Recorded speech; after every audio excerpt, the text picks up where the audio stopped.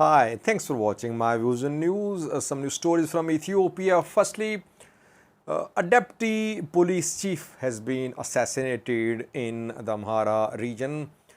The incident happened in the capital city of the Amhara region, reportedly.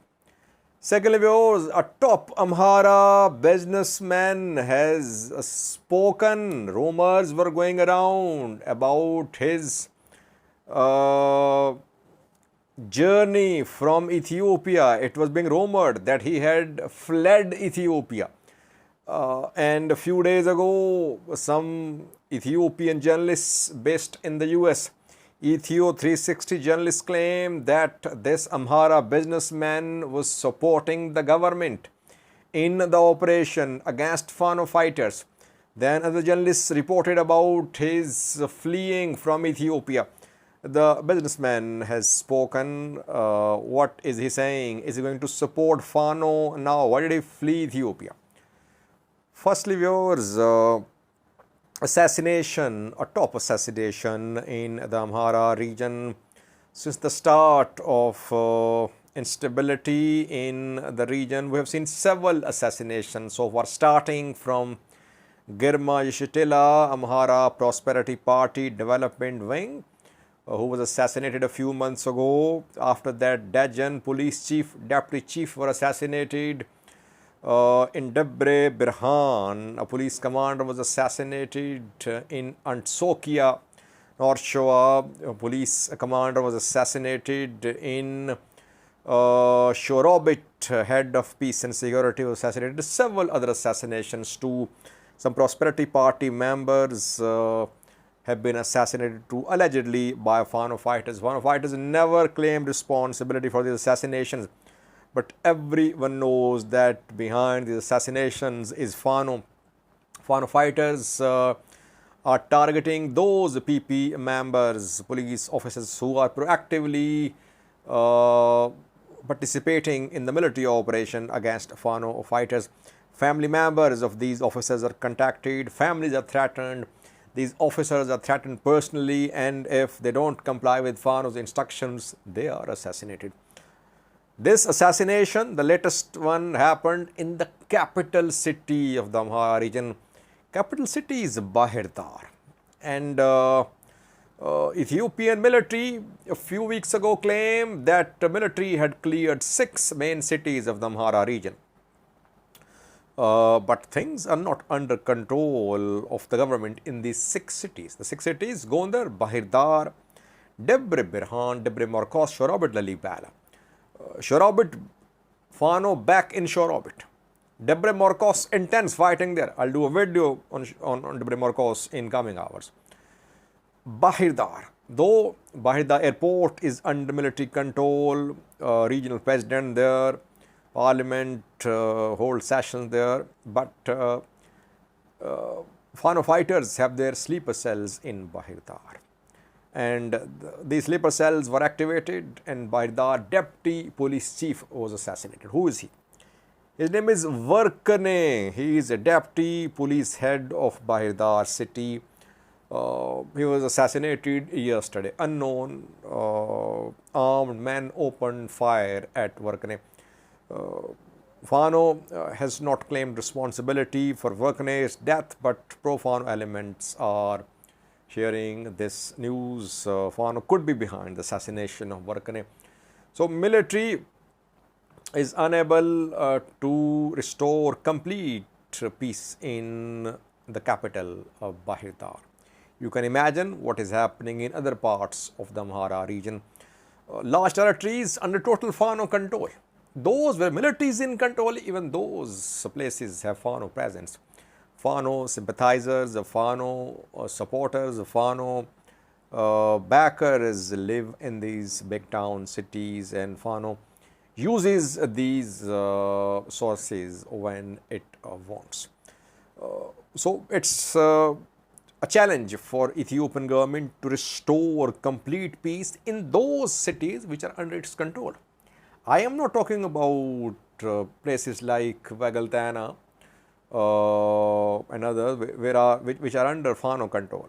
I'm talking about those cities which are under government control, but still their Fano fighters are re-entering, they are carrying out attacks, they are targeting people reportedly.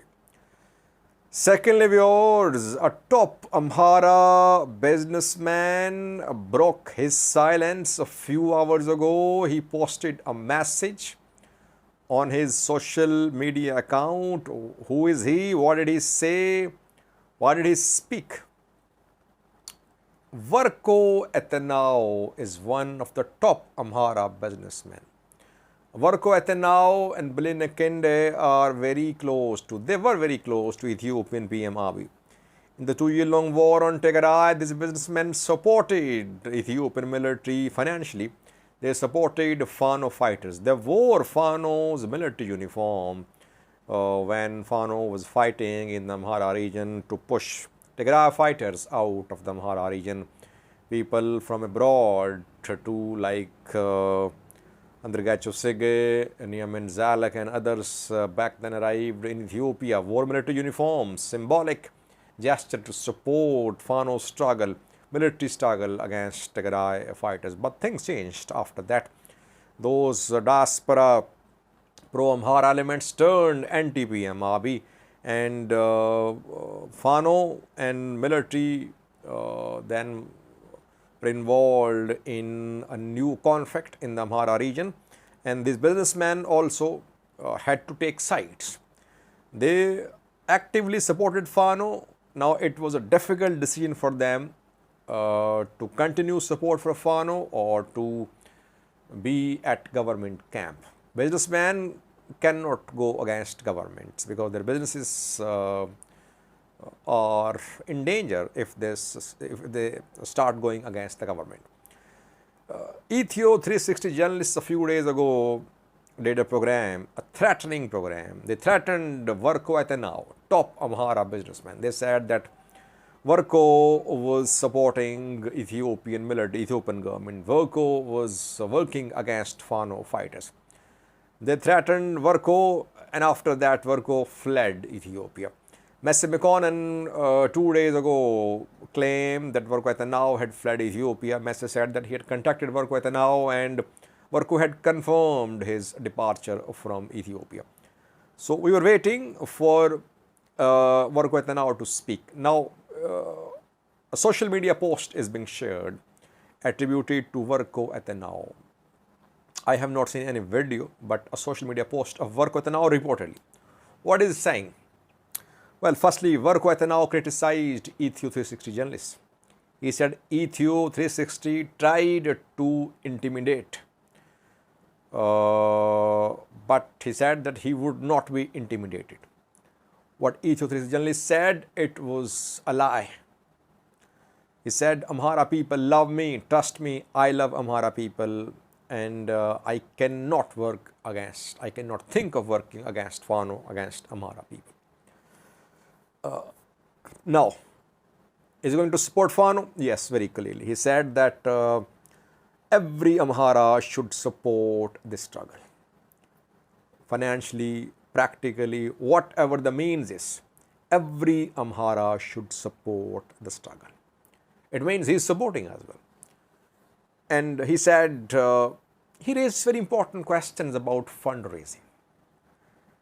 He called into question fundraising in diaspora for Fano fighters. Funds being raised in Europe, North America are not reaching the Fano fighters. He said that he knew a lot of things, but he did not want to disclose that could hurt Amhara struggle. So I think that he indirectly accused those who are raising money in the name of Fano abroad, that those are raising money for themselves. He said there are traitors in Amhara, those who want to fill their pockets. So diaspora should be careful before donating money. We know that Ethio 360 journalists have attended some fundraising programs. Haptamo, I think, attended some fundraising programs for Fano. David Georgius is also leading Fano's foreign relations affairs, and he has attended several fundraising programs. And last night we know that Fano commander Mere Vodajo appointed a new man, Gatachu Bijine, that Magar Media, that he is going to collect funds on behalf of Fano. So there are several organizations, several individuals, journalists, activists who are collecting donations in Europe, in America, Canada on behalf of Fano. Do these donations reach Fano fighters? This is what Worku Aytenaw asked. He called into question the integrity of those who are raising funds in the name of Fano in Europe, America and Canada. I think he indirectly accused Ethio 360 people who did a video against Worku Aytenaw. Yes, there are issues, it seems. Worku is raising this question about the transparency in fundraising for Fano. Mere Vodajo has appointed a new man, Skandar Naga appointed David Georgius. There are several other names too. It means that diaspora organizations and some people in diaspora, they don't have the trust of fighters in Amhara. These people in diaspora are raising money, so they are collecting funds, but the funds are not reaching the Fano fighters in the Amhara region. Though still, I personally think Fano is not facing any shortage of logistics, no shortage of manpower, no shortage of weapons. That is what I have learned from the ground, because Amhara people are supporting Fano fighters. Worku himself can support Fano fighters a lot. He has big businesses in Ethiopia. He has connections in Ethiopia, connections in Amhara, connections in BG. So Fano is not in trouble in terms of logistics. Worku's joining the Fano struggle after fleeing Ethiopia is a key development.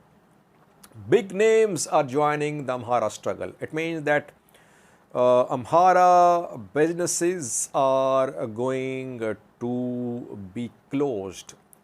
Amhara businesses, I mean businesses of Worku Aytenaw, they are going to be closed. His companies, his projects could be closed. And Worku's decision will lead to pressure upon other Amhara businessmen. Will they take sides? Will they support Fano fighters? Will they stay neutral? Will they support the government? There will be pressure on them. Because, by the way, Worku is sacrificing a lot by joining Fano struggle. It means that whatever Worku has in Ethiopia, in Amhara, is going to be confiscated, it is going to be captured by the government. Government will take control of Worku's businesses and projects and companies in Ethiopia. That is what I believe, because he has openly announced to join Fano struggle. So it's a big sacrifice, but the man is a rich man. He has money abroad too. He can establish new businesses, but he is standing with Fano. That just shows the level of unity which is gradually emerging in the region. I think 3 to 4 days ago, I did a video about what Fano has achieved so far. And in that video, I mentioned unity. I said that we have not seen such unity on issues in the Amhara region, which we have seen after Fano's start of struggle, armed struggle against Ethiopian government. And mainly it is because of this unity that businessmen are under pressure. They cannot go against Amhara people. So Worku has joined Fano struggle, but obviously he'll support Fano from abroad. Thank you for watching.